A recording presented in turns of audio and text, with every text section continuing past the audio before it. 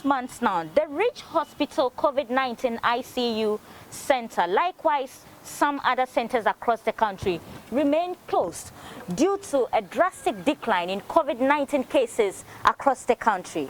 However, the situation appears to be changing as cases begin to increase. The country's active case count is now 370. It's a steady rise and not for us to be alarmed at this time.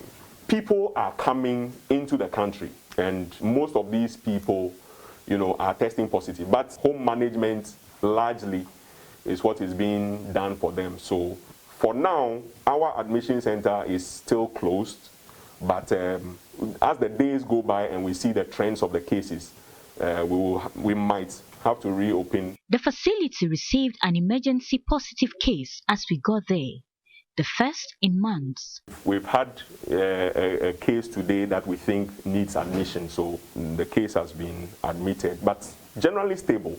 No, most of them have still been Omicron, and but there are mutations in the Omicron. I mean, there are different variants of the Omicron, but it's still Omicron. So most of the cases will present with upper respiratory symptoms like cough. According to the Director of Public Health at the Ghana Health Service, Dr. Franklin Asiedu Bekwai, 90% of the new cases are predominantly from the Greater Accra region.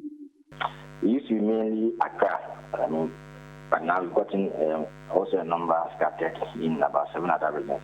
But dominantly it's in Greater Accra, and there are a few that are from workplaces, a few that followed some parties, and then there was also one that came from a conference. But I think that it applies to the fact that COVID is not over yet. So I think that people should not have that misconception that the disease is gone. It's not gone unless WHO declares the pandemic over. They still have. The experts are warning there may likely be a reactivation of holding centers across the country if the increase in cases are not checked.